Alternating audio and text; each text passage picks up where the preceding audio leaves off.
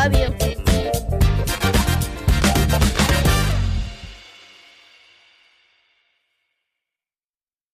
Okay, everybody, here we are, back again. This is Brad and Mira for The Culture, the Otherppl show's weekly pop culture assessment.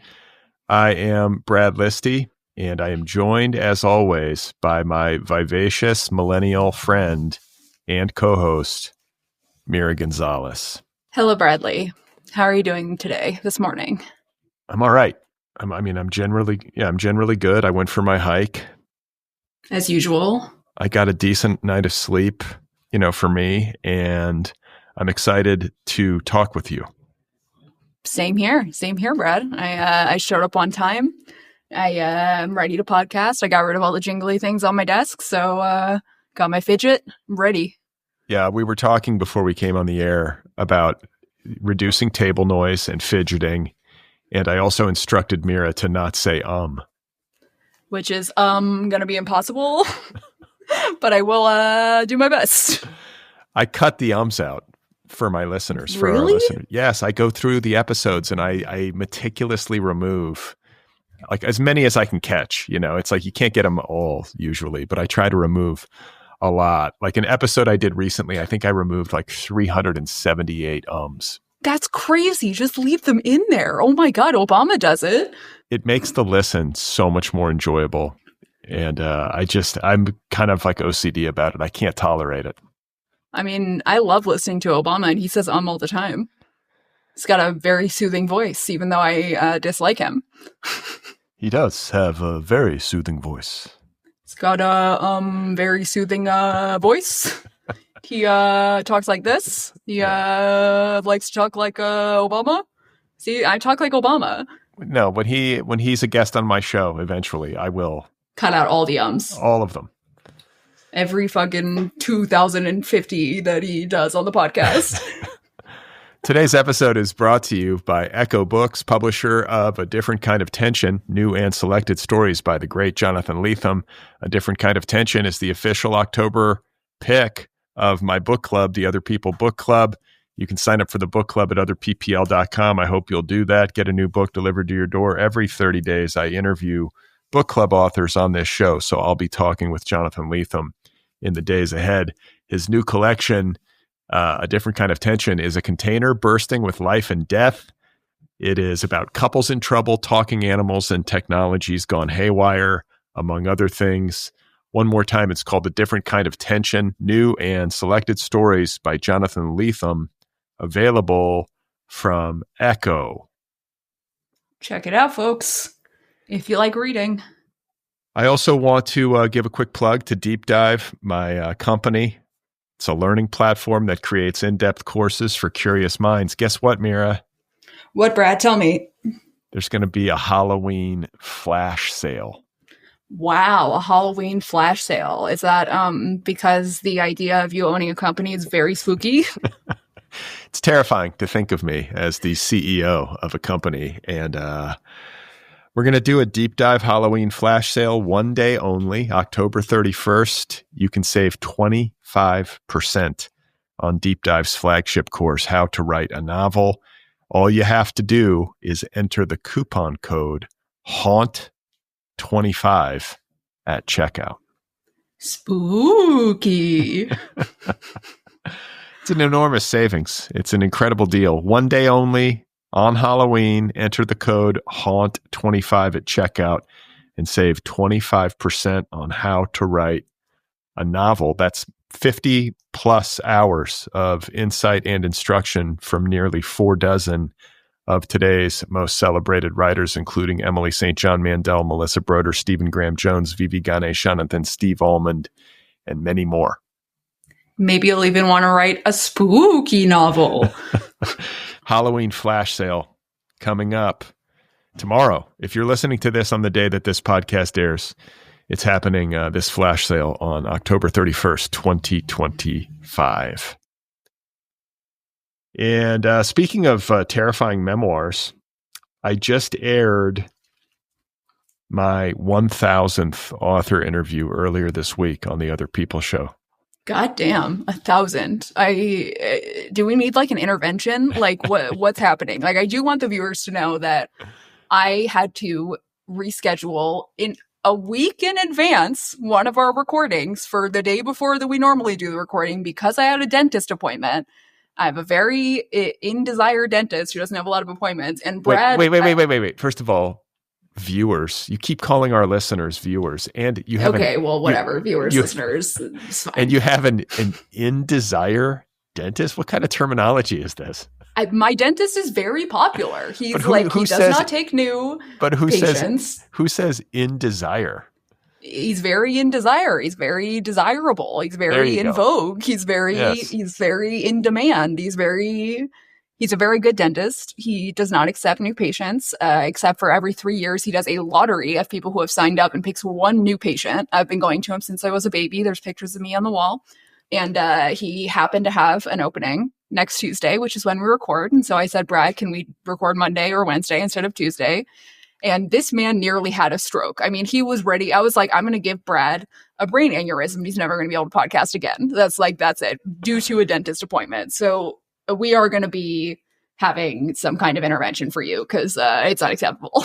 After I finish recording this episode, I'm going to walk inside and there's going to just be like a circle of my friends, like just sitting in the atrium of my house with my wife and like some sort of like interventionist. There's always like a professional. Like a professional, like one, like with like the therapist glasses, like some like thick rim kind of like architect glasses and maybe like a scarf. Is there a rehab for podcasters? Can you go someplace? We're going to make it. We're going to invent it just for you. There's going to be the like Brad Listi Center for Podcast Rehabilitation.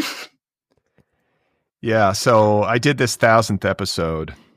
It's like the 1,000th author interview. I've actually done, I think like almost 1,200 something episodes because Jesus, these episodes, count in terms of the total number, but I kind of only keep an actual formal count of the author interviews just because that's like the original conceit of the podcast or something. So I was stressing out a little bit about the 1,000th episode and who would be my guest, and it's kind of a restrictive situation, right? Because I feel like I have to have somebody who's got a book out. I don't know. I didn't know who to ask. And you didn't ask me? No. What about me? Your friend Mira. Hello. I'm right here. I'm writing a podcast. I've got the Yeti Blue microphone and everything. How dare you? I could have. Yeah, that would have been, my audience would have been like, wait, what? Just because I don't have a book out doesn't mean that I can't be your 1,000th literary interview for the podcast. I mean, hello. I am very upset. And gonna say more often now because of how upset I am. Just retaliating with ums.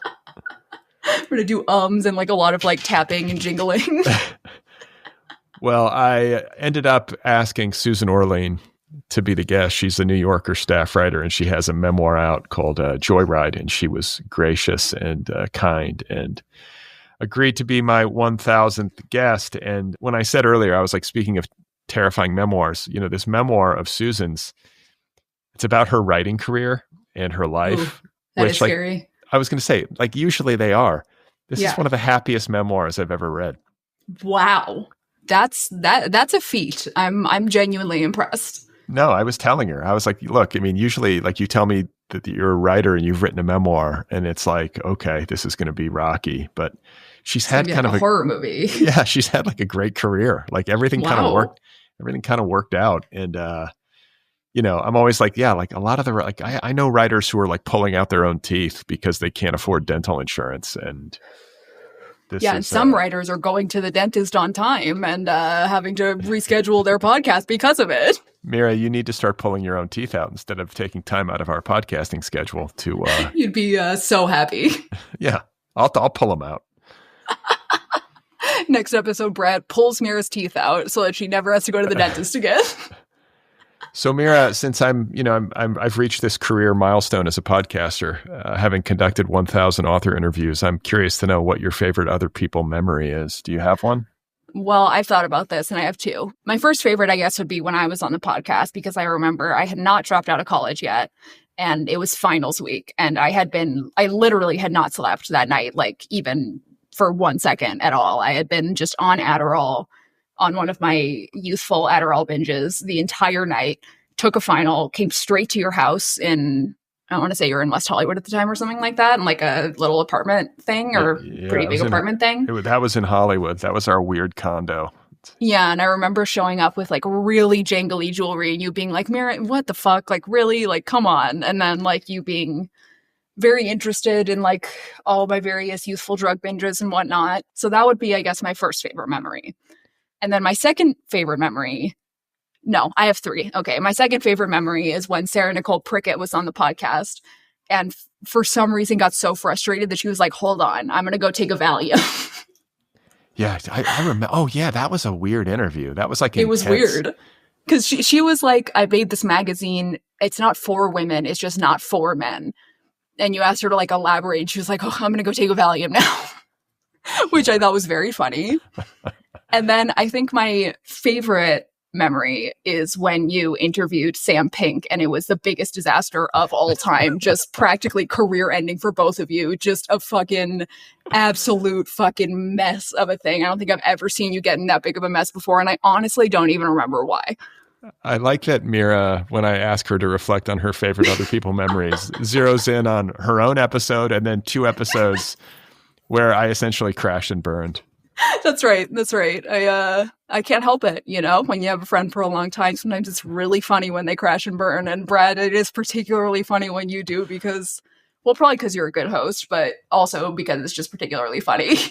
Yeah. I mean, to be honest, I think that it's probably, I think I might need to have more guests on who make things difficult for me. It's interesting. I agree. It's interesting to listen. Yeah, it's interesting to listen to somebody struggle, maybe. Like, those genuinely are some of my favorite episodes of Other People because, like, first of all, I'm just going to go on record and say I don't think either of those were your fault. I think that both of those people were, like, difficult and grumpy and, like, having a hard time. And I actually don't think that the episodes were, like, so difficult because of anything that you said, but more because of, like, their reaction to what seemed pretty normal to me. But, like, that's really fucking funny. The fact that you were just being normal and they were like, fuck you, basically.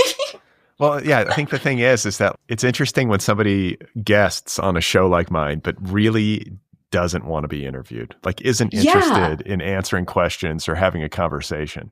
Yeah, like, and those interviews where, like, somebody is being insane or difficult, like, are the best ones. Like, I'm going to, like, try to think about, like, who could be the most difficult interview that you could possibly have. Like, I want to say Bret Easton Ellis, maybe, but only if he, like, knew who you were and he might hit on you. So that's, like... Well, I had him on. And, you did? And it wasn't difficult, was it? Well, no, it was. It was, like, kind of legendarily difficult because this was, like, at the height of my Trump-Russia fixation. And Brett is kind of he's a conservative. He's like a Trumper kind of. And I was like, and like in my head, he was like the cool author of American Psycho and this like urbane. And he's a piece of shit. I've been in like a one-way fight with Bret Easton Ellis for like my entire life. I just couldn't compute it. I was like, dude, how are you on board with this? Like, I get that like the left can be annoying and like really precious. And I have some of that too, but like Trump, like this is the guy you're planting your flag with more or less, or you're kind of like I guess he just doesn't find him problematic to the degree that I do. And it was hard for me to process. So as is tradition on this show, I did, we do have to say when we've seen celebrities in public, I did once see Bret Easton Ellis. I was at the ArcLight Theater. I was going to see a movie with Tyler and our friend Jamie. And our friend Jamie looks over and he's like, that's Bret Easton Ellis. And he was with his much younger boyfriend who he then sent off to rehab. And I can't remember what his name was, but something came over me. And like I said, I fucking hate Bret Easton Ellis so goddamn much. That motherfucker, why? Bret Easton Ellis. Why? Have you read his fuck ass books? Like, I grew up in Los Angeles. I don't want to read fucking Less Than Zero about all of these like, just like nihilistic USC students who have like $1 million and they like don't even care. And then there's like this video of like a 12-year-old being abused and everyone's like, meh, like whatever. Like, I fucking hate his guts so goddamn much. I know his type. I grew up with his type. Bret Easton Ellis, if you're listening to this, I want to fight you. I want to physically fight you and mentally fight you. Let's debate and then let's physically fight. I will win. But I saw him once at the ArcLight and I shouted. Wait, you said something? I did. He was pretty far away too. He was like maybe 100 feet away, something like that. And I shouted at the top of my lungs, Bret Easton Ellis. And he turned around and I was like, how old is your boyfriend? And then he turned around and walked away. I have to say in his defense that he was very nice. Like he wasn't like a dick, you know? He seems like a dick. No, I think he just coming at things from a different angle. And he was like, he sat through the interview. It's not like he got up and like stormed off or anything. He was pleasant and he was friendly and he dealt with my, I'm not typically like a hostile interviewer, but that was maybe one where I came close. I just was so frustrated by the whole thing. And then, Brad, if you're listening, I will get hostile with you and you can get hostile back and I'm ready for you. I have to say too, since we have that rule of always, mentioning when we've seen somebody in the wild. I saw Bret Easton Ellis years ago. I think this was before I met him and interviewed him. I saw him at a restaurant in West Hollywood called Jar.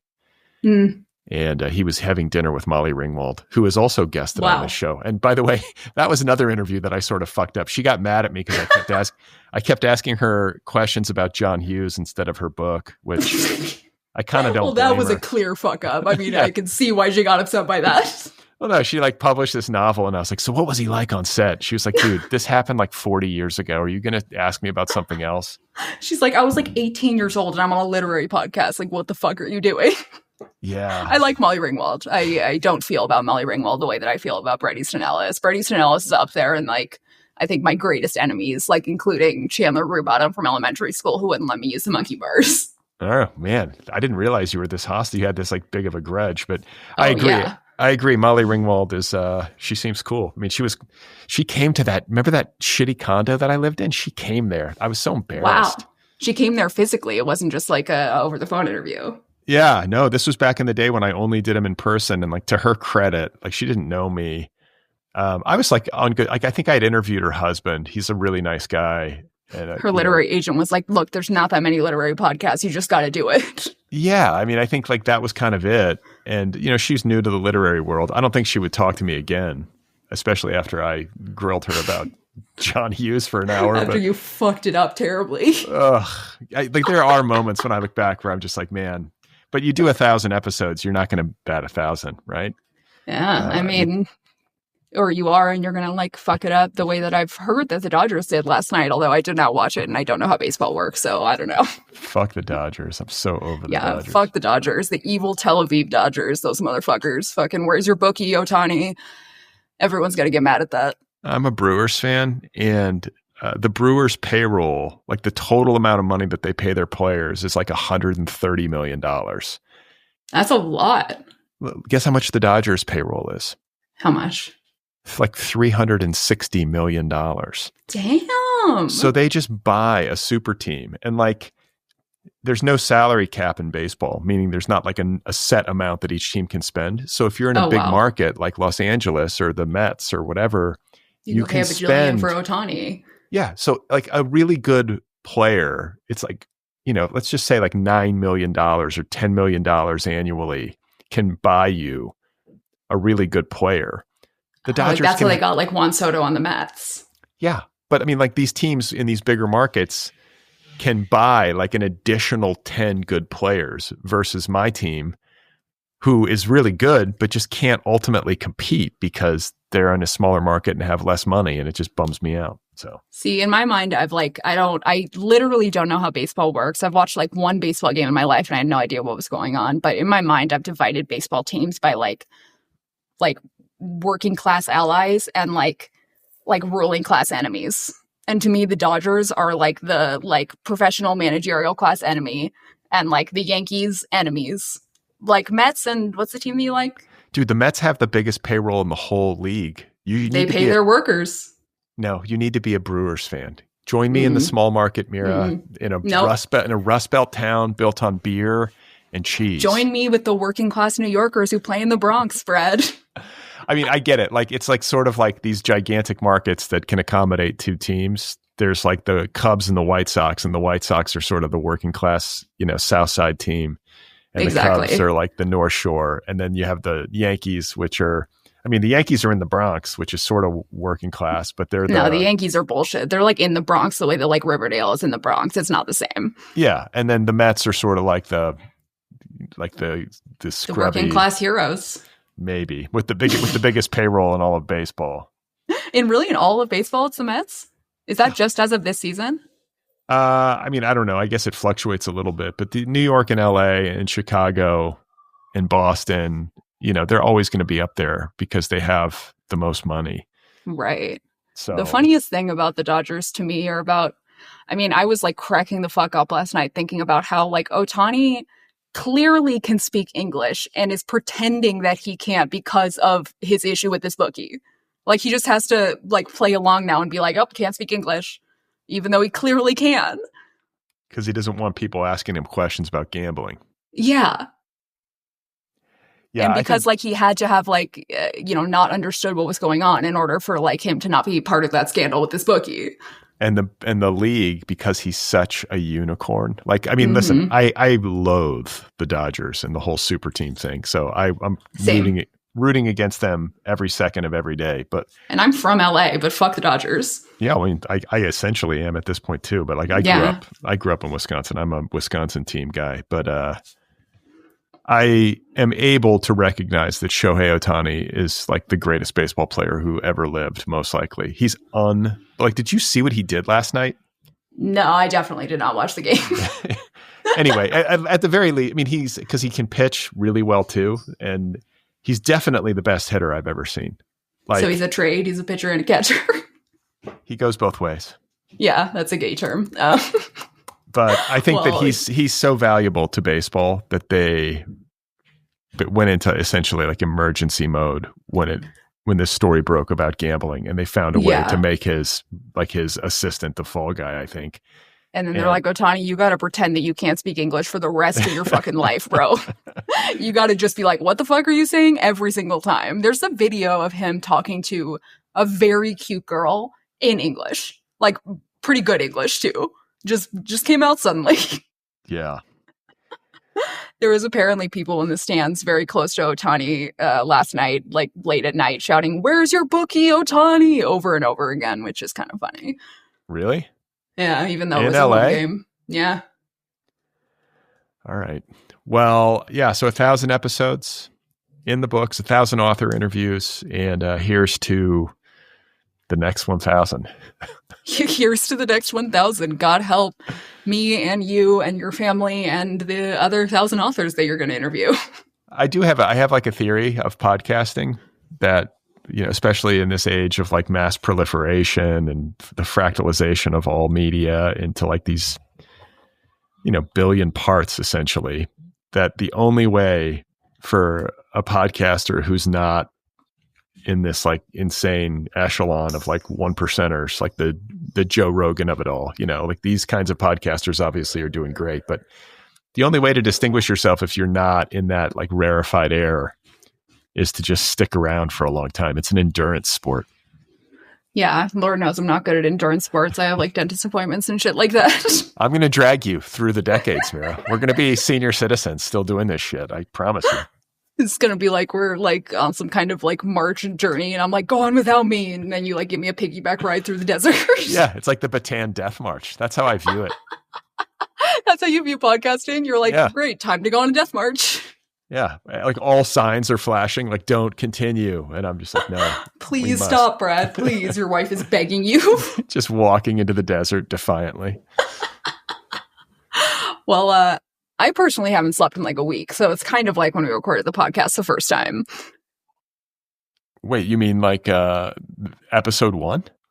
Like when we recorded the literary podcast, like our first podcast. Oh, like, right. Back in the day. But like the difference being you were not up all night on Adderall. Yeah, the difference being there was like no drugs involved. And in fact, if anything, well, there was drugs involved and they weren't making me sleep. That was the problem. The fucking weed was not doing the weed thing and making me go to sleep like it normally does. I, for some reason, all week have not been able to sleep. I've been really fucking tired. And admittedly, I have been listening to Life of a Showgirl on repeat just to get the dopamine that I am lacking from my lack of sleep. Because those fucking tunes, those Max Martin tunes, they really fucking catch you. They are catchy as tunes, even if the lyrics are a nightmare. Yeah, I like that song, The Fate of Ophelia. I got to admit, it like totally is sticky in my brain. And I have been getting on Instagram ever since the album launched, these videos of people doing the Fate of Ophelia dance, which I think most people probably know by now. And, your hand, your teams, your vibes. Yeah, like on the land, the sea, the sky. And I find that I sort of try to imagine myself doing the dance. I've even like sat in front of my computer, like trying to do the choreography.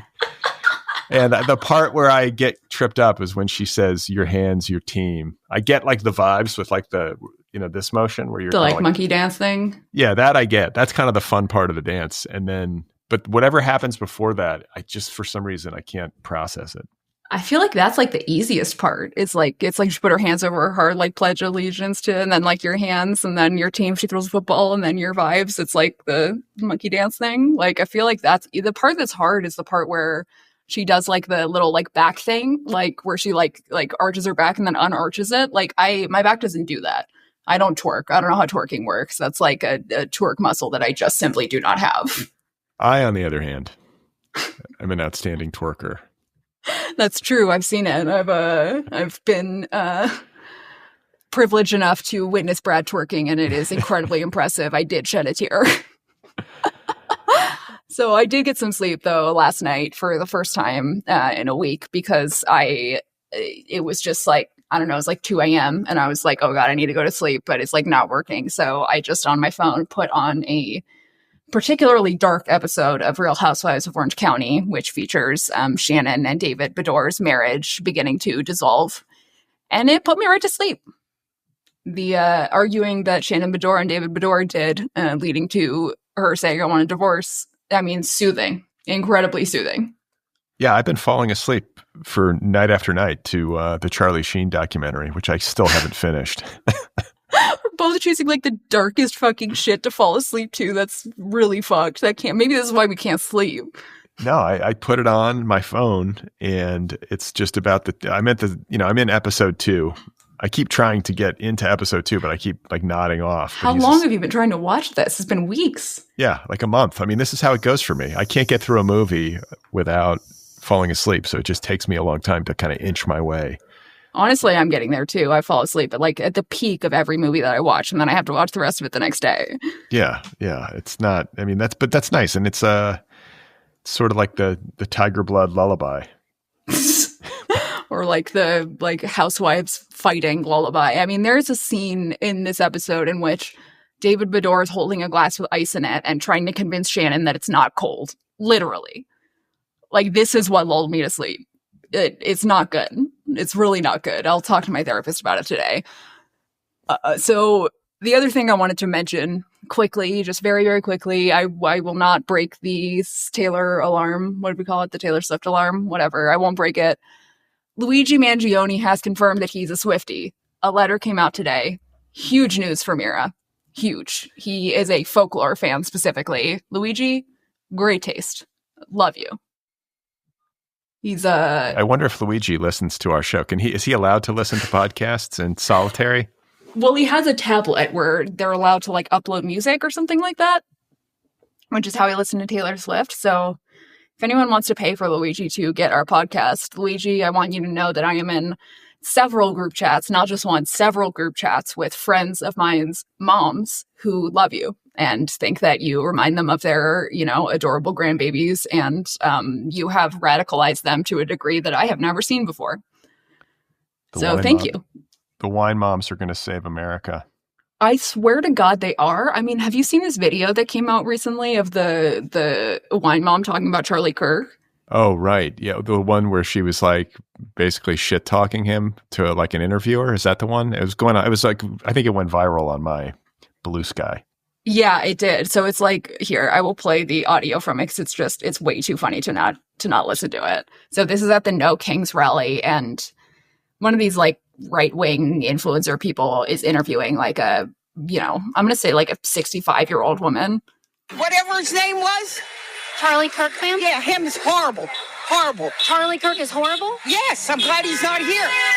You're glad he's dead? Yes. Why would you say something like that, ma'am? Because he was horrible on the campuses, the college campuses. Horrible person. You know what? I do the exact same thing. Well, would you be glad if I would die? Maybe. I'd have to think about it. You should be ashamed. So funniest thing I've ever seen. After that, they turn to her friend and she goes, she just said she'd be glad if I died. What do you think of that? And the friend just covers her mouth and starts laughing. That lady sounded like she was from Pennsylvania. She sounded like she was from Pittsburgh or something, that accent. Yeah, she had an accent. She had like a satisfying accent for the things that she was saying, I gotta say. It like really hit the marks at like every single point. And like this, I honestly, in the last couple of weeks, have grown to believe that the wine moms are going to save America. They're the most quickly radicalizing force in the United States. It's happening so fast. Like, they all love Luigi. They're all great and happy that Charlie Kirk died and not afraid to say it. Like, this is the person that I was born to become, is an angry, old, stoned mom. I feel like we need to find out if Luigi listens to our show. And I feel like maybe the prison population is an untapped market for our show. Couldn't agree more. We can do a live tour. We'll like Brad and Mira live at Folsom Prison. Yeah, that's going to go really well, I think. They're going to be like, who the fuck are these people? What the fuck is a podcast? Why are you here? Mira's going to send feet pics to prisoners who listen to our show, just as like complimentary. Look, that's a good charity. If you're in prison for political crime, if you are in prison for assaulting a police officer, I will send you free nudes. Note it. Note it right here. I mean it 100%. I swear on baby dog, if you can prove to me that you are in prison for assaulting a police officer, I will send you nudes. Note it. Mira has a long-standing hostility towards law enforcement. Oh, yeah. I think anyone who even vaguely knows who I am, even a little bit, or is listening to this podcast, I would hope know that. But in case you don't, a cab and no cop is a good cop. So let's see. In other news, what did I do this week? Oh, well, so last week I gave an update on Alex, who was bottoming for the first time and was preparing to bottom. And we had gotten him into... Alex is your friend. Alex is my friend. Last week, we did an update. He is generally a top. He's homosexual, if that wasn't clear. He's generally a top, but he met a nice guy who he really liked and who was also a top, and he wanted to bottom for him. So I had been helping him understand how to bottom. I put him in a group chat with a porn star friend of mine who had experience with this, as I do not. And we helped him go through the steps of preparing to bottom. And it was successful. Entirely successful. No poop. There's no poop. Only sex. It was beautiful. I want to acknowledge the fact that I am restraining myself from using any disgusting sound effects as we talk about this week, because last week I sort of did it. And I feel like you have to be judicious with fart noises. I don't want this show to become ridiculously sophomoric. So, well, so speaking of sophomoric and farts and shit, Alex is currently, he's a teacher, and he is currently in a school-wide lockdown as we record this, because there's, well, they don't really get told why they're in lockdowns, but presumably something to do with a gun or a shooting. America's really bad. He is in a lockdown right now, and he's sick, and he texted and said, I think I'm going to shit myself. Yeah, it's because he's taking all these laxatives so he can bottom. Well, he's also physically sick, so it could be a combo of both. In these lockdowns, every classroom in LAUSD has a fucking bucket. Okay, a bucket with a sheet in it, because if you expose yourself to children, you will become a sex offender. So you have to shit in this bucket and cover yourself with a sheet also. And just the idea of my friend becoming a registered sex offender because he shit in a bucket in front of a classroom of children, changing the trajectory of their lives forever, is genuinely one of the funniest things I could think of. I mean, it's just a night. What's he doing at school if he feels this sick? Get a sub. He took 2 days off and they wouldn't let him. Christ. He could be like, don't you realize I just bottomed for the first time? I am going to shit in a bucket in front of this classroom of children and traumatize them. Just imagine the silent room and then just plop. I would never recover. Like, school is so gross too. I just remember, like, when I was a kid, like, just teachers, their breath reeking, they're like breathing on you, and the classroom just coming home smells. And feeling filthy, like you've been on the blacktop all day, just like, ugh. Yeah, forget it. Filthy sunburn. God. awful. I fucking hated the blacktop like the most. I would sit behind the library with my friend where there was shade like for the entire lunch, even in like 3rd grade. Yeah. Who wants to sit in like the bright sunshine just baking? Just awful.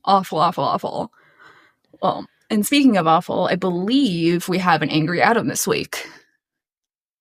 Let's hear it. Hey guys, Angry Adam here. It is Monday night around 10:20, and I'm like fucking waiting for this Dodgers game to be over. I don't even care, and I'm stuck watching it like a fucking moron because I live in this dumb city. Let's see what's on my agenda for today. Oh yeah, first of all, coyotes. I grew up in a canyon. I grew up in the Palisades Highlands. Mira knows where that is. There were coyotes every night, barking. I could hear them. I see them all the time. People get so fucking crazy about coyotes in the city. Just fucking stay out of their way. They're not going to do anything to you. They don't want you. Brad, they don't want to take your fucking, like, vegan cheese or whatever bullshit you're eating on your hike. Just give them a wide berth. They're not going to come for you. They're not fucking mountain lions. Just everyone relax about the goddamn coyotes. Also, Brad, so tired of hearing you talk about how much you work. We know how much you work. You work a lot. You work more than anyone else ever in the history of the world. Can we just fucking leave it there now and be done with talking about how much you work? The virtue signaling is intense, buddy. Mira, let me just finish with Brad. One other thing. When you were talking about how much water you drink on your hike, it was really like, it was nauseating thinking of you like guzzling that water down and having it like slosh all over you, dripping down your chin and stuff. You're like it's gross. Don't talk about it anymore. Don't talk about what you eat and what you drink and what you work and how you hike. Just don't talk about yourself anymore, okay? I think that's the long and short of it. Mira, you are a professional teenage cosplayer. That is your life. You are cosplaying. You're going to Chapel Roan concerts and Taylor Swift shit. Guess what? You're not young either, bitch. You're fucking old too. You are feeling it in your body. I know you're feeling it in your brain. So you're a teenage cosplayer. Brad is a water guzzling. I almost said something else. Is a water guzzling virtue signaler, and I'm disenchanted. I don't know what I am, but I love you guys, and go Dodgers.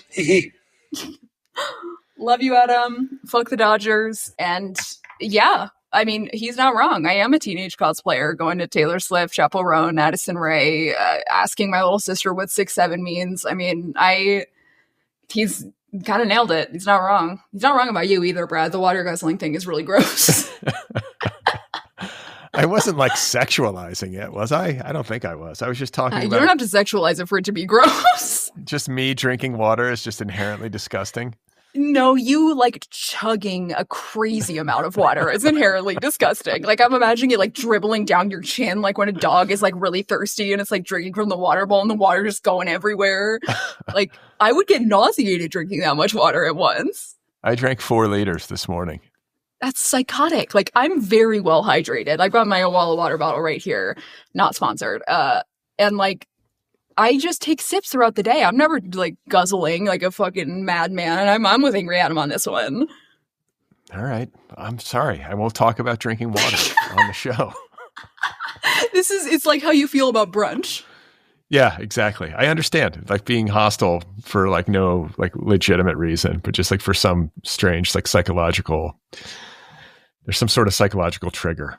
Yeah, no, it's true. And I also do want to say to Adam, I've been feeling oldness in my body probably since like age 14. I'm always waking up just like, oh, I'm sore. The rain is hurting my bones. Like I've been this way since I was a teenager. I was born to be an old lady. I've said it before and I'll say it again. So I welcome it. I like when I don't know the things that Gen Z knows and I get to ask my little sister about weird shit and I get to have you ask Evan about shit for me. I mean, I love it personally. And no, this is not cope. I think you just have to embrace it. I agree. You got to embrace the oldness. The one thing I don't love embracing is the lack of elasticity in my skin that is occurring, but there's Botox, so I guess that's fine. So I was looking through old photos of mine. Like I needed to post something about my 1000th episode. So I found a photo from the year that the show launched. And I look where Evan's like a little chunky baby. Yeah. And I look like I'm 15 years younger. It's like, wow, I've really gotten old. Yeah, it's horrifying to look at photos of yourself when you're a whole lot younger like that. It genuinely gives me so much anxiety that like I save my old pictures so that I have them just in case, like, I don't know, grandkids want to look at them at some point or something. But like it gives me profound anxiety to even go like a month back in my photos. I hate it. Like the past gives me terrible, terrible anxiety. I think for most people, the future gives them anxiety. I'm the opposite. It's the past. Just looking back at everything that you've lost. At everything I've just done wrong. Like, oh my God, look at me. Look at that haircut. Look at that eye makeup. Like, look at my face. Like, oh, look at this tweet. Look at this, that. I mean, it's all embarrassing. I've just embraced it at this point. Yeah, I look back and it's just like a trail of bad decisions. Just like stretching out to the horizon. Like, God forbid I think of, like, even a single ex-boyfriend that I've literally ever had. I, like, want to throw up. It's, like, even the ones who, like, are good-looking and nice and I never had a problem with. I'm like, oh, no. Like, what was I thinking? Like, oh. It's probably not a good sign in terms of, like, how my brain works in a daily way. I'm sure I'll feel disgusted by some behavior of mine. But I guess I marry Tyler because he's the only one that doesn't make me want to throw up. That's good. Tyler's so sensible. He's a steady presence. It's really true. He's a very sensible man. It's like he really just can counterbalance like the just out of control insanity that I am. I think probably because his mother displays similarly insane characteristics, so he's somewhat used to it. But my poor long-suffering husband, everybody pray for him. I just lit a candle. Yeah, light a candle for my long-suffering husband. Nothing bad is happening to him. He just is still married to me. So that's, it's rough. He tries. So our first story of the week is about the happiest place on earth, which is more like the crappiest place on earth now. Ha ha ha ha ha. So 3 people died at Disney World this week. Wow, that's a headline. Yeah, that's the crappiest place on earth, right, folks? So they found 3 bodies in the last 10 days at Walt Disney World resorts in Florida. Yeah, in Florida. The Tragic Kingdom. Apparently, there is a hotel, like one of Disney's most prominent hotels that people stay in when they go to Disney World, that has like a suicide spot. Which I'm somehow, like, really not surprised to learn, actually, that Disney World has a designated suicide spot. That actually, like, seems pretty fair. Like, I have to imagine a lot of people are wanting to commit suicide when they're, like, staying overnight at Disney World. And so it's like, you might as well give them a spot to do it. That's, the most effective and safe spot, not going to lead to, like, brain damage or whatever. Just whoop, quick out. It's one spot, I guess. And now that I'm looking at it, I do see why it's such a successful suicide spot. It's like an A-shaped frame with just like a little like diving board that you could just kind of walk out onto. It's just there's an actual diving board for people. I mean, it low-key kind of looks like an actual diving board. I'm not even kidding. Like there's like you guys can look it up. It's like there's like a beam that's kind of diagonal, and then there's just kind of a 90-degree overhang out the top of it, and you just jump off and land on the ground. America's hottest suicide destination is in Orlando, Florida. It's like the new Mount Fuji. Yeah, like Mount Fuji, like the forest in Japan around Mount Fuji is like a right. And like the Golden Gate Bridge too is another suicide destination that has. But I think they now have like a suicide net. Yeah, they do. Or like that. What is that honeycomb-shaped structure in like Hudson Yards in New York that they featured in Succession, where everybody was jumping off of it so much they had to literally close the building? Yeah, where would you, if you went to Disney World or Disneyland, I guess if we're in California, trying to think of like the best places to off yourself at Disney. Jumping from the Matterhorn seems obvious. If you can get up there, I guess you'd have to scale it. Which would be hard without getting caught. I mean, like, what is, like, the funniest ride at Disney World to kill yourself on? Suicide bag on your head and It's a Small World. It's a small world after all. You just slump over. You slump over in the boat. They drag you off, and just like put you into a incinerator. Or like overdosing in like the fastest part of Space Mountain, just like hitting the fentfold right as it hits 60 miles an hour. Yeah, I think what you do is you don't buckle in. Like when they have you buckle in at Space Mountain, you somehow circumvent it, and then right, you just have to it kind of. Yeah, and so you're not buckled in, and then as the ride begins, you like jab like a lethal dose of heroin into your thigh, and then your body just like flings off the ride at the most intense. I think the way that you actually make it as funny as humanly possible is like you get on the ride, you do your seatbelt kind of fucked up. You strip nude on the ride, and then you inject the heroin so that like your nude body goes flying through the ride. That's the funniest way to do it. Or you just, I guess, like, I wonder with Disney security, if you wanted to like somehow instigate your own death at Disney, is there a way that you could anger the overlords at Disneyland like enough that they would just take you out? Do you think they're armed? Like, do you think they're like actually like packing heat? I mean, I think they would quietly like they. You know, what do they call it? Like chloroform, where they put like a rag over your face and you pass out. Yeah. You like Snow White coming up and chloroforming you. Yeah, like Winnie the Pooh's chloroforming you. They drag your ass out of the park or like into the basement. You know, because there's like a whole world below the park. Oh yeah, there's like that whole tunnel fucking system down there. Creepy ass shit. That's where the crematorium is. God, that reminded me of my favorite Wikipedia page maybe of all time, which is deaths at Disneyland parks. A list of deaths at Disneyland parks and like incidents that have happened. Wait. There's a Wikipedia about this? Oh yeah. There's a whole Wikipedia that's death at Disney parks, and then it lists each individual park, and each individual park has its own Wikipedia page of lists of deaths. You would be shocked how many deaths there are at the Disneyland parks. It's like all the time. And then like not even like deaths, but just like lawsuits. Like, okay, my favorite one, my absolute favorite one. Hold on. I have a actual quote from this that I'm going to read. This is a wrongful death lawsuit against Disney. Okay. I mean, I won't go into the details, whatever. And this guy had to show up to court in his Winnie the Pooh costume and answer questions on the stand as Winnie the Pooh. Straight up. And Disney won the case. This is real. This really happened. He even danced a little jig on the stand. Literally. Why does he have to dress up like Winnie the Pooh? Like just to sort of demonstrate what it was like for him or whatever to be in the suit? I mean, it was like, I'm trying to remember what the exact details were. I think it was like something about the Winnie the Pooh suit itself, like led to somebody getting like whacked in the head or something and then like dying in some capacity.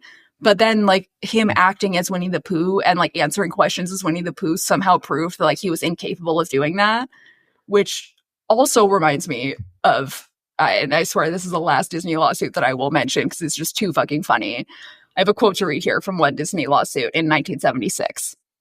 So a woman sued Disney claiming that one of the three little pigs fondled her breast.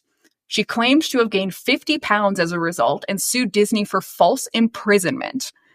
Charges were then dropped after Disney's lawyers presented her with a photo of the costume, which only had inoperable stub arms.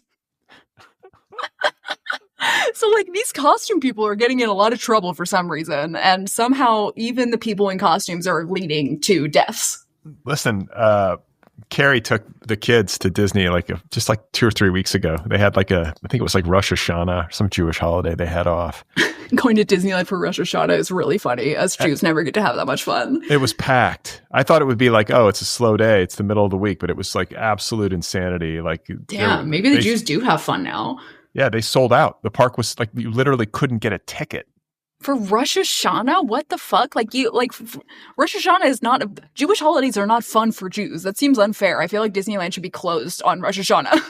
Yeah. Just so no one else can have fun. So she's sending me pictures and videos and just hellish updates all day, just making me feel her pain. Right. And she sends me this video from the Star Wars part of the park. I forget what it's called. It's I want to go there. Yeah. And River, my son, who's disabled and who loves Star Wars, is like in like a wheelchair, because to get him around the park, like he can walk, but to get him around the park, it's just too much walking for him. So you have to give him like a break and let him sort of get wheeled around. But he's in a fucking wheelchair and he's like waving to Chewbacca, and Chewbacca just like looks at him and just keeps walking. What the fuck? Yeah. That's crazy. If that had been filmed, like you guys could have gotten Disney like canceled and gotten River like a fucking gift basket. No, I think we do have it on film. Maybe we should sue. Post it. Yeah, you should post it at Sue. I mean, at least you should honest to God, you should send it to me and I'll post it and be like, hey, Disneyland, like, why did you ignore my friend's disabled son? Like, this is unacceptable, and it will go viral and they will send your son a gift basket.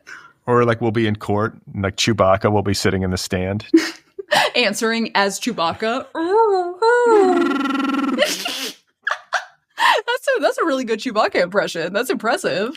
Listen, when you have a son who's as fixated on Star Wars as my like neurodivergent son is, you learn how to do a Chewbacca impression. Can you do a Darth Vader? Like, oh yeah, Luke, I am your father. Because my son has seizure disorder.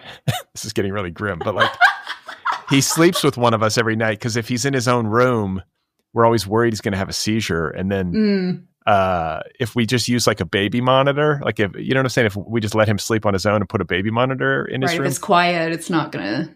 Well, no, but it's also like we can't sleep, because then every little fucking noise that we hear on the baby monitor, we're like leaping out of bed. So it's better to just have one of us with him. Right. So far, that's how we've dealt with it. But so I would sleep with my son, and to go to sleep, he has to watch a Star Wars movie. That's like his Real Housewives. Like me and Housewives, yeah. And so I have seen, and he for some reason loves Return of the Jedi, which is my least favorite.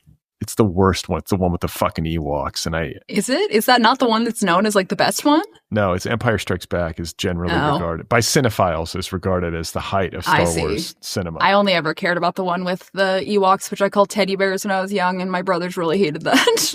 I know every word to every Star Wars movie. I've seen each of them. Like, conservatively speaking, in the past 5 years of my life, I've probably watched each of those movies at least 100 times each.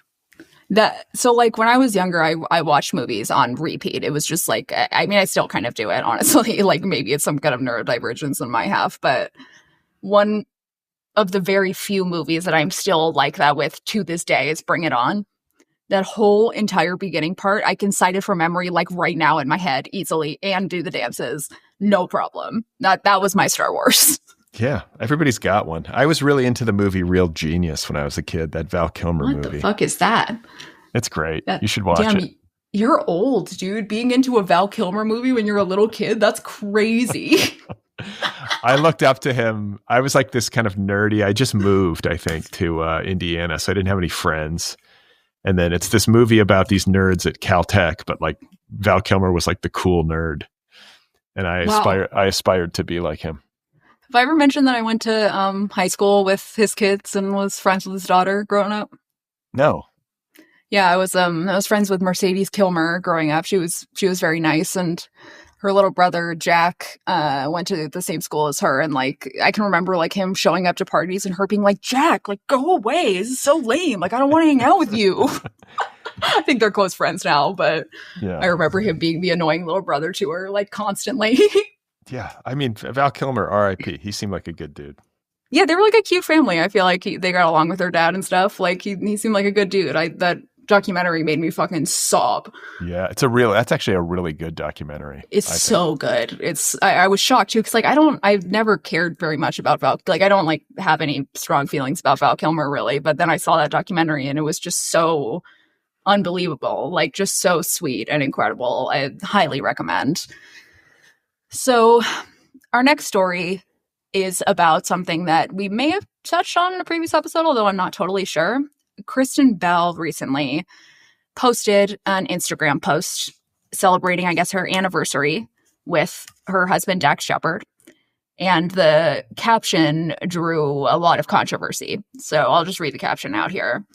"Happy 12th wedding anniversary to the man who once said to me, 'I would never kill you. A lot of men have killed their wives at a certain point. Even though I'm really heavily incentivized to kill you, I never would.'" And so a lot of people got angry. They were like, it's Domestic Violence Awareness Month. You can't be posting some shit like that. And now reports are saying that even her close friends have been pulling away from her and getting mad at her, but she is refusing to apologize. Good. I'm glad. I'm pro Kristen on this, I got to say. I mean, like, so my feeling about this is like, for me, this is the kind of joke that perhaps should stay in the home because it clearly is a joke and maybe it's a little bit dark if you're a celebrity and posting it. Having said that, I think the joke itself is actually kind of indicative of the fact that their marriage is healthy and she is not afraid, because you're not going to post some shit like that if he's actually abusing you. Exactly. Like, where we have just lost the thread. Like, there's context. There needs to be context taken into consideration. People are absurd and they are just so ready to be victims and to be butthurt about somebody making a dark joke on Instagram. Grow up. This is Brad's creed against cancel culture.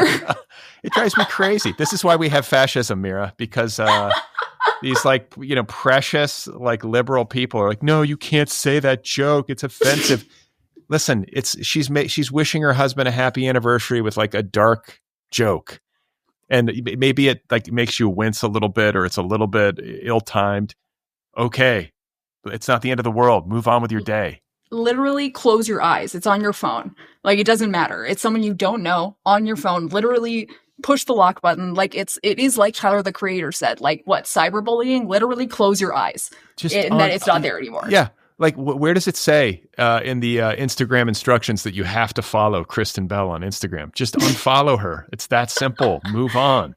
It also just strikes me as a joke that I would make a darker joke than that. I do all the time, of course. Constantly. Yes, that's every halfway decent married couple makes jokes like this and has a dark sense of humor. And how did we become a country where this sort of thing is somehow a crime? I gotta say, she's must have a good publicist for the fact that she's not apologizing, because I think that a lesser publicist would say, look, just apologize and get it over with. But had she apologized, that's her admitting fault, and then that's people thinking that they were justified in being mad at her. Right. In a sense, Roy Cohn was right. Never apologize. That's just admitting that you're wrong. And actually, Roy Cohn's a really bad person. I'm glad he's dead. But in this particular instance, she has nothing to apologize for. That's right. And if you have done something, I will part ways with Roy Cohn on this front. If you have done something that is apologize. Then apologize, and it's appropriate to apologize. But if you've done something that you really should not be apologizing for, then don't do it. Hold your ground. And the person that I would point to instead of Roy Cohn is Kate Moss. I always say this. When she got caught on tape doing blow in a record studio or whatever, when she was dating Pete Doherty, and for back then, that was a huge deal. And our little Kate, this angel, our Victoria's Secret angel, it's as if we didn't know she was doing blow. She weighs 105 pounds soaking wet. I mean, you know who I'll point to, even in a larger sense, is Kim Kardashian. You had 2 sex tapes. Paris Hilton did a sex tape. Kim Kardashian did a sex tape, pretty much back to back. Paris Hilton apologized, was ashamed, expressed shame, and then was kind of shamed for the rest of her life for it, and was kind of seen not as a businesswoman, and I've got my issues with Paris Hilton, don't worry, but was seen as just this disgusting druggy whore for her life. Kim Kardashian, on the other hand, did a sex tape. Her response was, I did it because I was horny and I felt like it. A businesswoman. She never apologized, and nobody ever got mad at her for it, and it was done. Yeah. I mean, I think if you're actively harming someone, or you're punching down in a really ugly way, these are the kinds of things that you apologize for. Yeah, consider your behavior. And your intentions. It's your intention. The thing about Kristen Bell is that she's clearly not trying to harm domestic violence survivors. And she's not. No. At all. No domestic violence survivor is going to read this and be and I'm traumatized again. No. You would read it, maybe be oh, I don't like that. And then you just move on with your life. Yes. Grow up. She's not the president. Save Kristen Bell. # save Kristen. Justice for Kristen. That's right. I'm so tired of this. I feel maybe the media just needs stories. You know what I'm saying? They just need a narrative to try to rev people up. And it's ridiculous. And I'm just so glad she didn't fall for it. Like, this is going to go away in a few weeks. There'll be something else that gets everybody all pissed off. And like, you just know this shit was just started by like a teenager on Twitter who was like, oh, I've just learned about domestic violence and domestic violence awareness. I better post this tweet. And then it goes viral. And then suddenly everybody's like, oh yeah, I have a reason to be mad now. Like, I'm going to get engagement by posting about this too. Right. And then next thing you know, it's a quote unquote scandal because TMZ is like, I'm going to post about this to get engagement also. Yeah, exactly. It's like incentivized, like victimhood has become incentivized because it leads to reciprocity on social media. And what that does is it creates this insane culture that annoys the shit out of most everybody else. And especially Brad. Yeah, it leads to fascism. And what it also does is it does a real disservice to actual victims because it makes actual cases that are truly like transgressive and awful, they become diminished. Or it's like the boy who cried wolf or something. Like the next time it's like at least like just it feels disrespectful to actual domestic violence victims to say that this is something that could re-traumatize somebody, because it's not. Like, you can re-traumatize a domestic violence victim. That's real. But a caption that Kristen Bell posts about a joke is not going to re-traumatize a domestic violence victim. That's insane. That's insane. That's not a thing. It's just not. It's going to be hilarious next week when we find out that Dax Shepard is actually a monster. And it was her cry. It was like her cry for help. It's going to be just like when I was saying that like Charlie Sheen seems like he's not a creep and like he's actually like a nice enough guy. And then it's like, whoop, actually rape allegations. Whoopsie. I don't know though. Like it's kind of addressed. Allegations. I don't know. Yeah. He seems very charming in this documentary, I got to say. I mean, I guess charming is not really like a good indicator of who is or is not a rapist, but you know, like Ted I'll Bundy. take it. Ted Bundy was charming, famous. He was a really charming guy, he charmed his way into escaping from prison twice, which I will never get over. I mean, Jesus Christ, they just let his ass crawl out the window in the library. No problem. So our next story is about Lori Loughlin. And I do just want to start this by saying, why is Lori Loughlin famous? What was she on? I think Full House, right? Right. Okay. She was on Full House. And you guys might remember her name from the college admissions scandal a few years back, where she like scammed the college admissions thing and got her kid into USC. And she went to jail for it, actually, for a while. Her and her husband went to jail for it for a while. Now, her and her husband are getting divorced.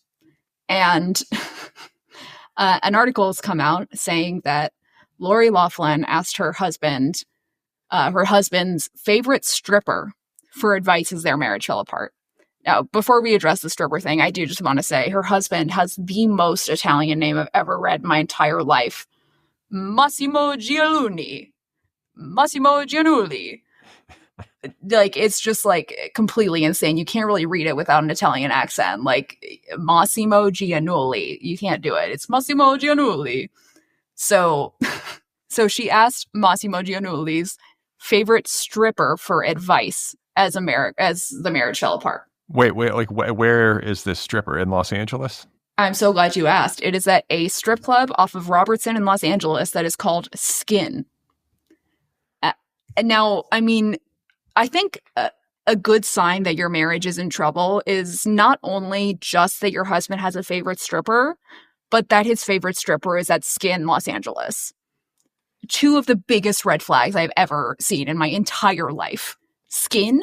That's his favorite strip club in Los Angeles? That's dark, dude. That is fucking dark. Like, why didn't she divorce? If I heard that my husband was hanging out at Skin, I love my husband, but I would be like, I'm going to go stay in a hotel for a few days because this is like, I don't know what the fuck I'm going to do with this information. Not because he's like going to strip clubs, but just because he's going to the wrong one. If he said a better strip club, I'd be like, all right, no, whatever. That's fair. Like, we could work that out. Skin? Absolutely not. Like, if he was like Spearmint Rhino even, I'd be like, all right, that's fine. Skin? No. Los Angeles is a terrible strip club city. Like, there are really restrictive. Really is.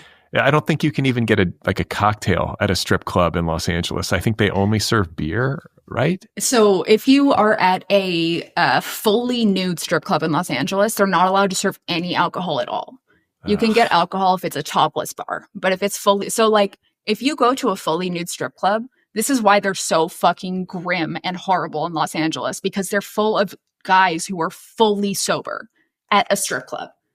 That is insane. Yeah, that's terrifying. Like the kind of clientele who would be like, yeah, that sounds good. I want to go completely sober and sit and watch somebody fully nude.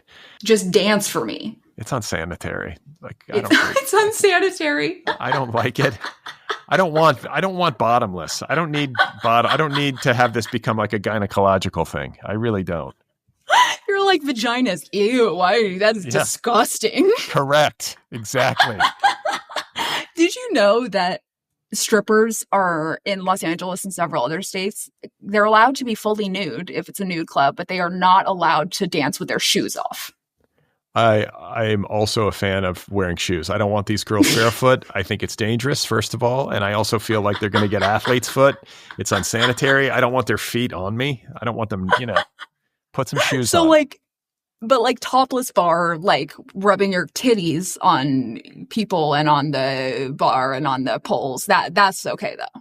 Yeah. Yeah. It's just like rubbing your feet or vagina on anything is unacceptable. Yeah, because feet are like smelly and gross and they touch the floor and bacteria. And then the vagina is just like a mess of bacteria. And it's unsightly usually. They're I guess it kind of depends. There's different vaginas, but let's be honest. There's different vaginas. Strippers are also like the cleanest women that I have ever met in my life. Like their like cleanliness hygiene routine before they go and dance is completely insane. Look it up on TikTok. It's like scrubbing your whole body, fucking bottom to top, like just every kind of hygiene that exists. They're doing it. Yeah. But then again, they're also touching a bunch of disgusting men. Yeah, and I just think like going to a strip club and having to be totally sober, it sort of defeats the purpose. Like, isn't the whole point to be able to like get drunk and heckle people? And I don't know. I don't think the point is to heckle people. I gotta be honest. I don't think people heckle the strippers. And if they do, I think they should be kicked out and possibly imprisoned. Like a gentle heckling, not like no. I think it like in Los Angeles, there's a law of like one-way touch where like the stripper's allowed to touch you, but you're not allowed to touch the stripper. I think that is how it should be with heckling. Like I think the stripper should be allowed to heckle you, but you're not allowed to heckle the stripper. I feel like there should be two-way heckling. I think heckling is good. That's part of the fun.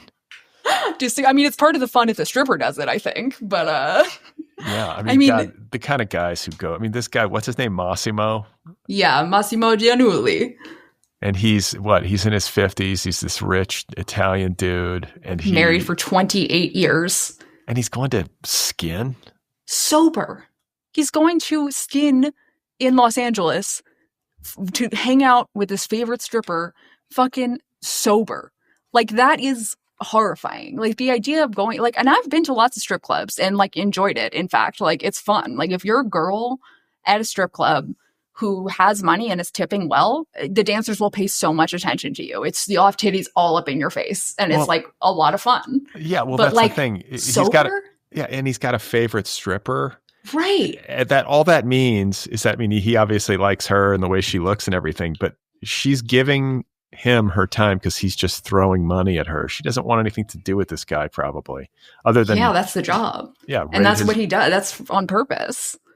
He likes it. That's like these dudes are in it for a connection that they can pay for, where they can feel that kind of connection with somebody, but then know that they don't have to continue it and that it doesn't require any of the like emotional labor that a connection requires. They just pay for it and then they're out. Yeah, that's why I don't like strip clubs, because I want like a real connection. I'm like the drunk guy. I haven't been to a strip club in decades, but I'm honestly the guy at the strip club who's like encouraging the girl to go to college and like get a degree. She's just like, fuck you. You're like in a back room, she's giving you a lap dance, and you're like, so like, I do a literary podcast. Yeah, totally. And like trying to make jokes, and like I'm not comfortable. I have to be very drunk to even engage with. It's not my milieu. Like, can we just like talk for a little? I don't. You're such a nice person. You're so funny. Like, what do you dream of? What's your dream? Knowing sex workers, that behavior, and listen here, anybody who is a listener who goes to strip clubs, that is the most annoying behavior that you can exhibit besides like being grabby. Like, it's like the worst kind of dude is like a handsy dude, aggressive handsy dude. The second is like a dude who tells you to go to college. Yeah. Like, because like, surprise, probably a lot of those girls are paying for college by being a stripper. And you're like, If you're not, then you don't want to go to college or you're making a living. And you're like, motherfucker, now I have to explain to you why I'm not going to fucking college. Like, let me just fucking gyrate on you and be done. This isn't my fucking job. Yeah, like I'm clocking in, I'm clocking out. You're trying to actually have a conversation with me, and you're being so annoying. Like, I know a girl who like was like a what they call a full service sex worker, and she had a client who like really liked that she was like smart and had like political ideas. And my friend literally was like, I'm not going to see him anymore because it's exhausting. I can perform femininity, but I'm not going to like be smart for this guy. Like, Jesus fucking Christ. Like, I save that for people who actually matter. Like, no. Yeah, exactly. Like, it's like, because that's what it does, is it punctures like the whole fantasy element of it. It's impossible to just like keep up the ruse when some guy's yammering at you about like getting a degree or whatever. Yeah. And also like, that's like somebody who's like not giving you money. Like, if you're like, okay, like I will pay you $30 for every 15 minutes we talk about you getting a degree. She'll sit down and talk to you about getting a degree. Most of them will, at least. Like, that's fine. But like, if you're like not paying her extra to talk about how she's going to get her degree or whatever the fuck, then like, don't do it. And also, if you do pay extra, she's lying to you. Yeah. No, I'm not cut out for it. I can't function well in that environment, but Mossimo seems to love it. Yeah, Brad only wants a strip club where they're fully clothed. That's right. I want you. I mean, a little like topless is maybe okay, but like who are these guys who are like, I need the bottomless? That's a lot. I just feel like it's a lot. That's a lot. Like vaginas, that's a lot. I mean, okay, LA has really bad strip clubs, but they also have one of the best, which is Jumbo's Clown Room. Like, I love Jumbo's Clown Room. Yeah, I've been to Jumbo. Jumbo's isn't really like a full-on strip club. It's more like a burlesque like bar, and the clientele, it's like a totally like you know, diverse gender crowd. It's like guys and girls there. People are having drinks. People are sitting at tables, and like there's a show going on, but it's not necessarily like even the main event. Yeah, like people aren't even like looking at it sometimes. They're just like hanging out with their friends. It's more like a bar where there happens to be like a topless woman like singing and performing or something. Yeah, I mean, it's kind of like I kind of say that it's like a strip club, drag club kind of combined. Like, it's kind of a drag show, but it's like not actual drag, but it's the same sort of aesthetic. Everyone's got like a little theme and a little dance and stuff like that. It's like got a good aesthetic. I love Jumbo's. As did our hero David Lynch. He was a big fan of Jumbo's, I think. I remember reading that. I actually have a friend who danced for him at Jumbo's. It is like probably like the best just like celebrity, and I don't even know any details of it, but I think it's probably like the best celebrity encounter I've ever heard of. Like, to get to dance for David Lynch, like, oh my fucking God, that's so fucking cool. Your boobs look fantastic. This is better than a cup of coffee. Are you enjoying the art life? Is this you catching the big fish? Oh, I mean, that would just be... I would just like become a stripper just to dance for David Lynch. Like, if there was a 10% chance that I could dance for David Lynch, if I was a stripper, I'd probably become a stripper. 10% is enough for me. Yeah, I guess like it's not even really a place where do you do lap dances at Jumbo's? I guess you could. You could. I think like it's the kind of thing where like you like walk off of the stage and you can like interact with the audience a little bit or whatever. Like, that's like some of the dancers do, and like, you know, go collect tips like a drag show and maybe like put your boobs in someone's face a little bit. But it's not a lap dance kind of thing. It might not even be legal to do lap dances in a topless bar where they serve alcohol, actually. Yeah, but she did dance for him. Like, if it were me, I would be like, all right, fuck everybody else. I'm like going to go right up to David Lynch and dance for him specifically. Gee, Willikers.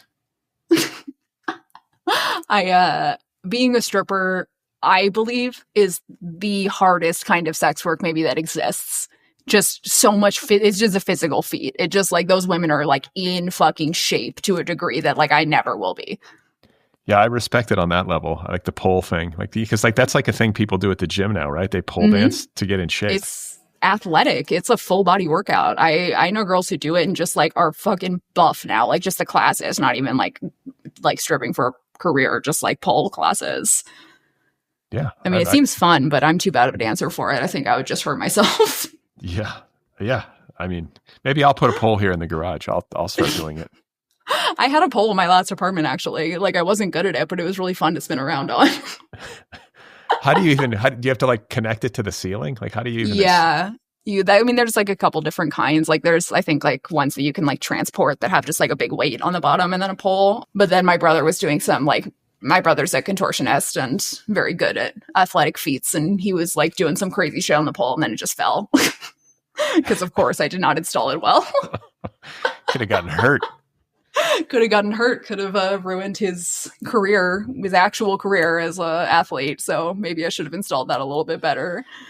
So our final story of the day revolves around another one of my favorite people to cover stories about, honestly, recently, who is Katy Perry and Justin Trudeau.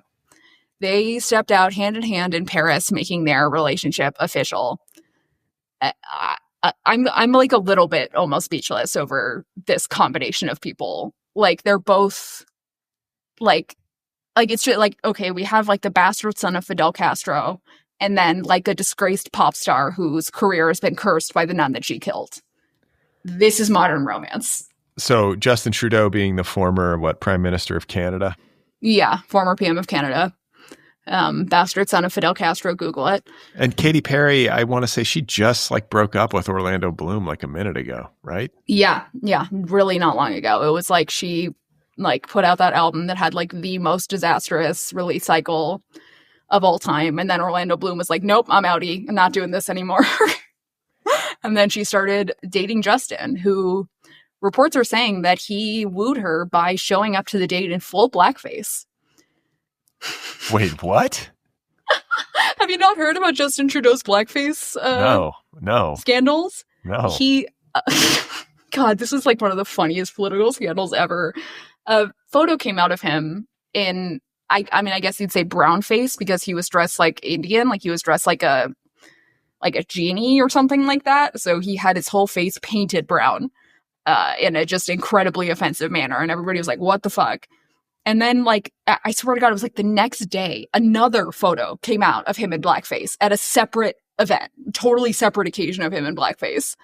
And when he apologized for it, he said, somebody was like, okay, so we didn't expect a second photo to come out. Like, are there any other photos? And he said, I can't promise that there aren't more photos.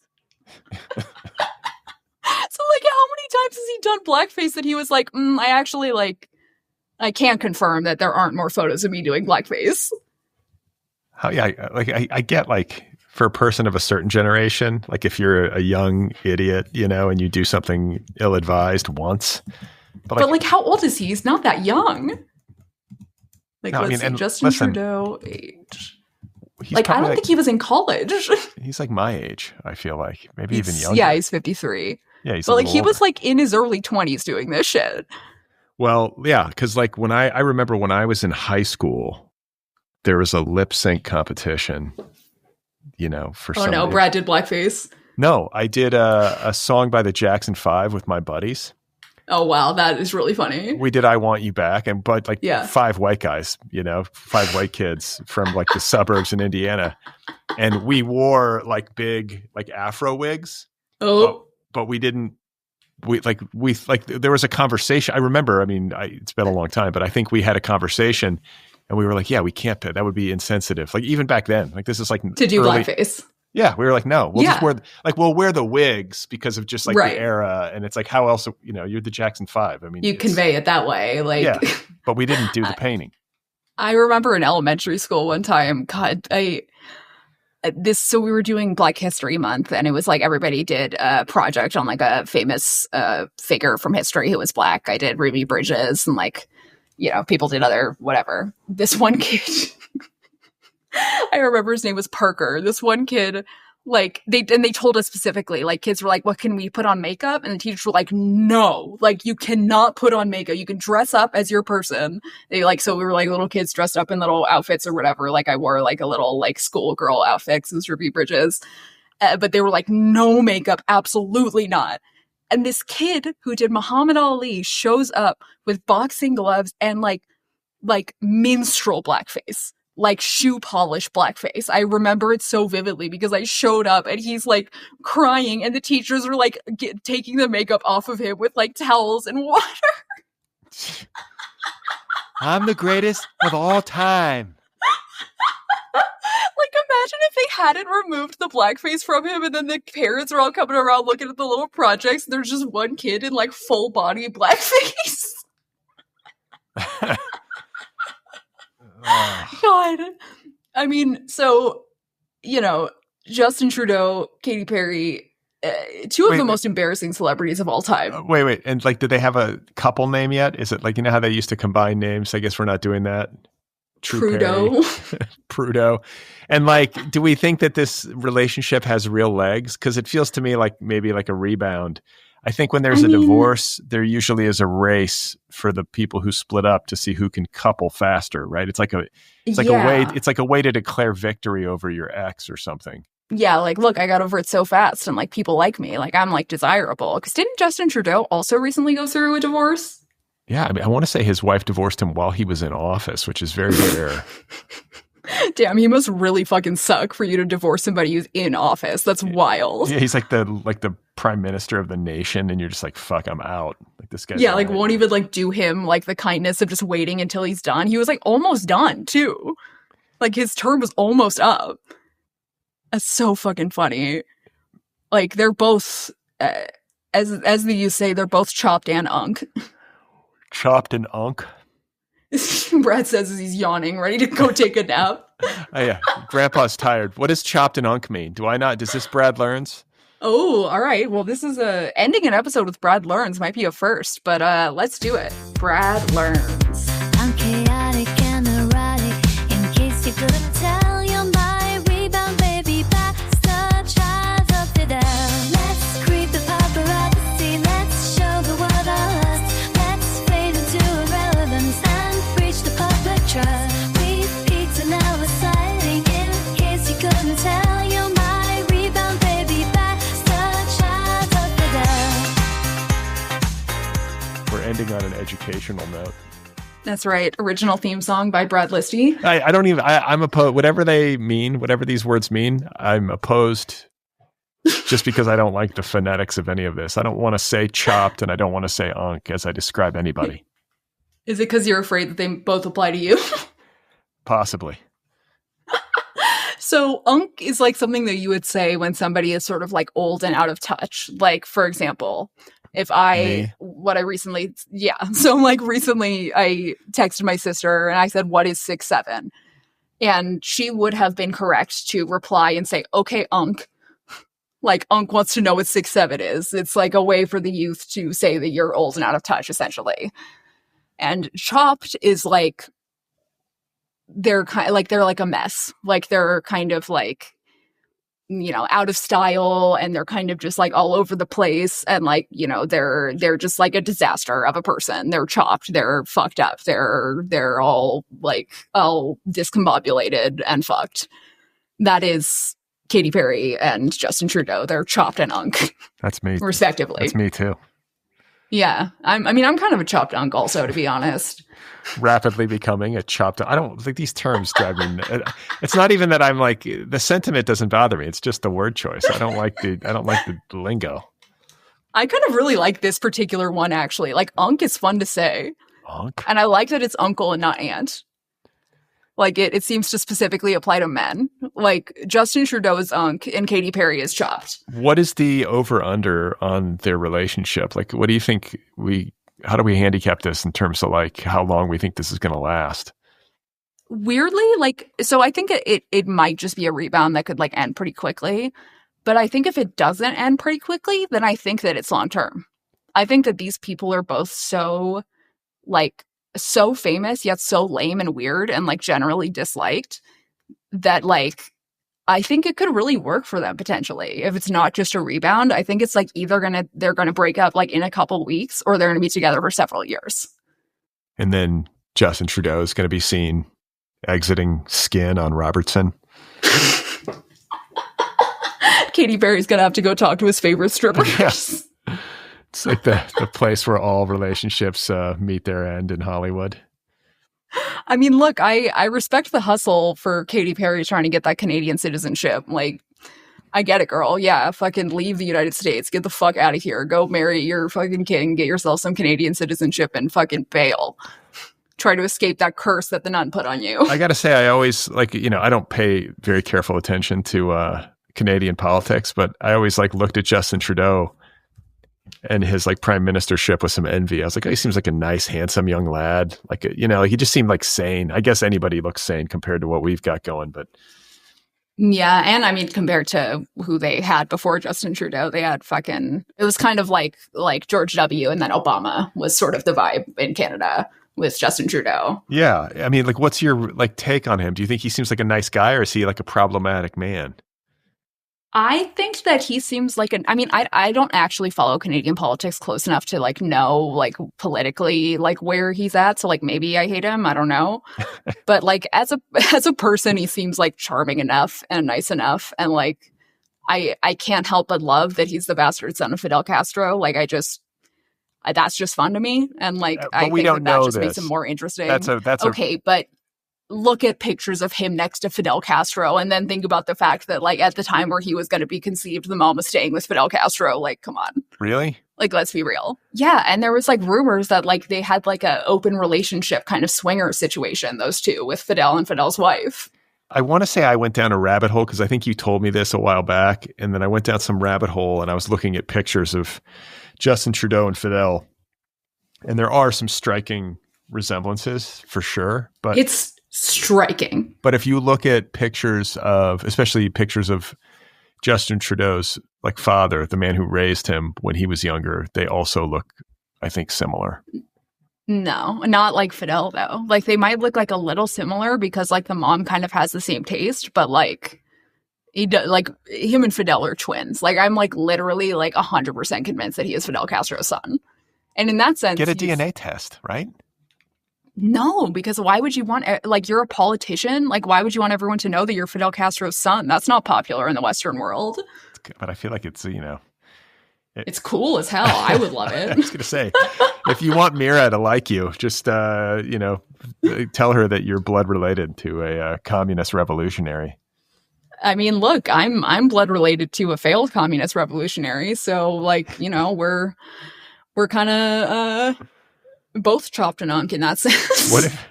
What if Mira's father is Fidel Castro? We have no idea. God, I fucking wish. Jesus, my dad is so fucking lame. It'd be so cool if my dad was Fidel Castro instead of my actual dad. I went to Cuba when Fidel was still alive and in office, believe it or not. Really? Yeah. This was before the fucking sanctions or whatever? Yeah, we flew through Mexico and just sort of, you could do it. You could just kind of go if you just. Right. And so, but you just basically hope they didn't stamp your passport, which they knew not to do. Wow. And we went to, there was 2001, I think is when we went. Wow. I would love to go to Cuba, honestly. It seems really fucking cool. All of the old cars and shit like that, and all of the architecture and not to mention the fucking food. God, I would love that. The food sort of sucks. Here's what I mean. Again, things could have. Cuban food is great. Yeah, but it's hard to get. You have in Cuba. Yeah, because the restaurant scene is not what you would think. I mean, again, I went 25 years ago, so God, has it been that long? Jesus Christ! But when I was there, it was you stay at these hotels. The hotels are run by the government. They have hotel restaurants. The food really was not good, generally speaking. What about street vendors? Well, they had what were called paladares. Mm-hmm. So people could welcome you into their homes and they could feed you. Yeah. They could feed you. That was where to get good food. Oh, that's the shit to do. That seems fucking dope, dude. You just find an auntie and you're just all right, let's fucking eat. That is probably sick. Yeah, I mean, but the thing is that these people who run these paladares were supposed to pay the government a cut. Obviously the government had their hand in everything down there. Right. And so we were in, we went to Havana and we stayed in Old Havana. And I don't think, maybe we ate at a paladare there, but it was more formalized because it was in the city. And then we were down in the south of Cuba, Playa Rincon, I think is what it was called. Just staying on the beach. And we went into the ocean and went under the waves and then came up and there's two Cuban dudes standing next to me. And he's like, "Hey man, you come to our paladare, like, you know, blah, blah, blah, like kind of like trying to do things. Oh, because he didn't want to pay the government? Yeah. And like they had to like, they were trying to hustle the tourists at the hotel without getting caught. So they would do it in the ocean. And then basically it was like, you know, we're going to come get you at 8 o'clock or 7 o'clock or whatever it was. And we had a rental car. We had like 5 of us in this tiny little rental car. So we pack in and we're kind of waiting out, you know, we're waiting outside of the hotel, and this motorcycle pulls up with, there's a guy driving it and then there's another dude on the back, and we're with our rental car, and this guy jumps off the back and he's like, get in. And so we get into our car, and then he gets in the car with us. He sits on my friend Erica's lap, like shotgun. And he's like, follow that guy, you know, follow the guy on the motorcycle. So we start following the guy on the motorcycle, and then we look in our rearview mirror and there's like a cop trailing us in the distance. It turned out to be, what the fuck? Turned out to be coincidental. I was like paranoid. I was the most paranoid person in our group, because like you couldn't use credit cards down there, and you didn't have any, there was no American embassy. So if you got into like legal trouble there, you were fucked. Like, you know what I'm saying? Like, damn. So we get to like a T in the road, and I want to say the motorcycle went one way and the guy's like, go the other way. And so we go the other way, and we go into this really dark neighborhood. And I'm like, what the fuck? Like, there's no You're like, I'm going to die. Yeah. I was like, we're going to get robbed is what I thought. And like, I was like, it's dark. There's no street lights. It's very poor. There's like lots of dogs kind of running around, like indigent, you know what I'm saying? Like street dogs and stuff like that. Yeah. And he pulls up in front of this house. And I mean, like, there's not a light on. There's not a porch light. There's not a street light. It's this old rundown sort of like, you know, one level. Like the house is dark also. Like concrete. It's kind of made of cinder blocks maybe. I mean, it was just like, it was looking rough. And so we walk up to the front door, and we're like following this guy. And like, we're all sort of like cautious. Like, okay, what are we walking into? Like, when are the guns coming out? They're going to ask us to empty our pockets, and they're going to steal our car or whatever. Right. And we kind of, the door opens up, and there is like the sweetest Cuban grandmother you've ever seen in your life. And she's like, hola. And she like welcomes us in. We walk in, and there's like lights on. It's like kind of a charming house. Like, it's, you know, it's not a quote unquote nice house, but it's been decorated nice. Right. It's clean. It's cozy. And they walk us into the kitchen, and the table is set. And out back, there's like music playing, and they have the grill going, and they're like the dad of there's like little kids, you know, like lots of little kids, like 2 or 3 kids. That is like beautiful. And we sat at their kitchen table. They bring us cold beers, and they grilled like lobsters and fresh seafood, and like and they had like a full feast, and they brought us in and they fed us. It was the best meal we had when we were in Cuba. See, this is just, I mean, my people in Latin America just know how to make sure that everyone gets fed. It's the aunties, it's the abuelas. They're out here making sure everyone gets fed. And like that experience, like, it's probably just simply that you're white people, that you weren't the whole time thinking like, I'm going to get some really good fucking food out of this. Like, we're going down these dark streets, seeing these fucked up houses. Like, this shit's going to be good, man. Yeah. And then, I mean, so I guess the lesson is go into cars with strangers down dark streets in Cuba. You're going to be fine. And then the other thing I remember is just being in like old Havana, and like there's a lot of sex workers in old Havana, and like they're everywhere catcalling you. And like I remember we went into a bar, and you know, like as a young guy in your early 20s, you're single, your dream is to like walk into a bar, not your dream, but like it's the idea of like walking into a bar on the surface, and every woman in the entire bar is interested in you. That sounds good, right? Like, it's like, oh, that would be great. Not to me. That's just going into a bar as a woman, and it's hell. It was hell for me too. Like, you couldn't shake them. They were like humping your leg. I was like swarmed. I was so disoriented. I was like, what am I doing? And these girls are like, yeah, come with me. And I go, hola. And I was just like, I got to get out of here. You had the female experience. Yes. This is why we go to gay bars. It's like, so this doesn't happen to us. Yes. I was like, this is, and then like, and there's all these like old creeper dudes who are like, you see them sitting off in the corner with some girl like half their age in their lap. It just seemed skeevy. Oh, it's just like a skin strip club. Yeah, it is. Maybe Mossimo was there and I had no idea. You know, Mossimo Giannulli could have been there. You never know. He might have a favorite. Justin Trudeau was there in blackface, actually. He was That's right. He was visiting his father. All right, Mira. Well, I think we did our job today. We covered pop culture. We gave insightful commentary. We showed some emotion, and we'll be back. Next week? I think we're going to record on a different day because you lead a chaotic life and you cannot observe the sacredness of Tuesdays. Brad, remember Buddhism and meditate, and perhaps take a Xanax. Thank you to all of our lovely listeners. I love you all. Bye-bye.